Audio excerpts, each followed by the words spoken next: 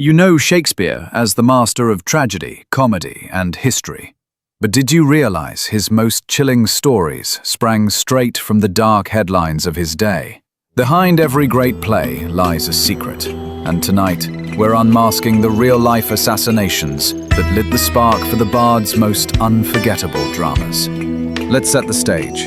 Before we get to the individual crimes, we need to understand the dangerous world Shakespeare lived in. A world where murder and betrayal were just another day in court. It was a time when loyalty was currency and betrayal could cost you everything.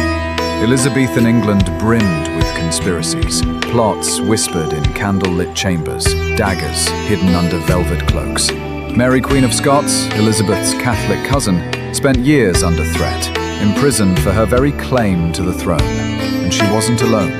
Courtiers, like the Earl of Essex, gambled everything in failed rebellions, only to be hanged and quartered as traitors.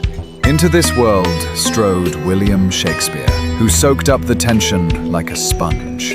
For his audiences, news of regicide was not ancient history, it was fresh, electric, terrifying. Shakespeare took those headlines and transformed them into theatre that still thrills us today.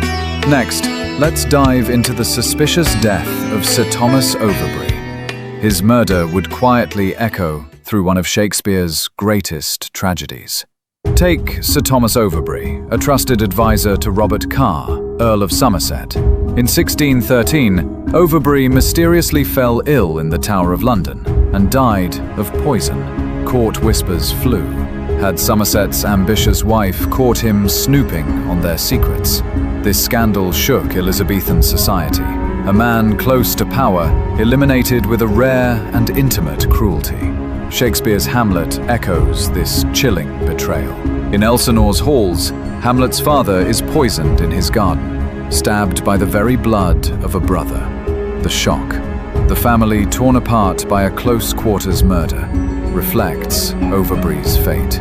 Shakespeare magnified that real-life horror into a philosophical exploration of revenge, grief, and the dark heart of ambition. Next, the tragic fall of Robert Devereux, the Earl of Essex. His downfall cast a long shadow over performances of Richard II. Another fatal plot, the fall of Robert Devereux, 2nd Earl of Essex, once Queen Elizabeth's favourite. Essex's star dimmed as political tides turned. He led a doomed rebellion in 1601, then faced execution at the Tower Green. Shakespeare's Richard II centers on a king stripped of power and dignity, abandoned by his supporters, and sent to die under the watchful eyes of his enemies. Though the play predates Essex's life, later performances brimmed with the memory of Devereux's undoing. Actors could not avoid that painful parallel.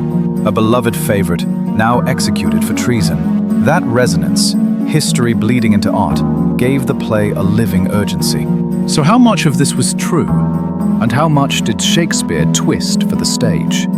Let's talk about how he transformed real horrors into haunting drama. Shakespeare didn't merely retell events, he reimagined them. Poison became a symbol of hidden ambition. Regicide stood for any act that shatters trust. In Macbeth, the murder of King Duncan, brutal and intimate, reflects the anxiety over sudden power grabs. The dagger floating in Duncan's path, a psychological echo of the paranoia that stalked Elizabeth's court after the gunpowder plot of 1605. By weaving fact with fiction, Shakespeare created multi-layered allegories, ambition unchecked, guilt that haunts the soul, and the terrible price of betrayal.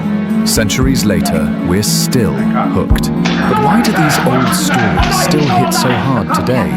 Why do these stories endure? Because their core is universal. When we see a ruler usurped, a friend turned foe, we feel the same fear and fascination that gripped Shakespeare's original audience. Modern filmmakers still draw on his assassination plots.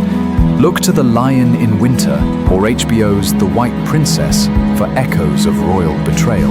And in classrooms, actors study Hamlet's grief or Macbeth's guilt to explore what drives us to violence. Shakespeare showed us that the darkest acts of history can illuminate the deepest corners of the human heart. Hungry for more? Dive into the real accounts. Read Antonia Fraser's Mary Queen of Scots for a deep portrait of Elizabeth's rival, or Alison Weir's The Lady in the Tower on Sir Thomas Overbury's poisoning. Online, the National Archives has trial records of Essex and Somerset, while the Shakespeare Birthplace Trust offers essays on how politics shaped his plays. Links are in the description below. Which assassination rocked you the most? And what other real events do you suspect lurk behind Shakespeare's words? Drop your thoughts in the comments, subscribe for more histories unmasked, and ring the bell so you never miss a secret from the past. Until next time, remember, every great story has a hidden truth waiting to be discovered.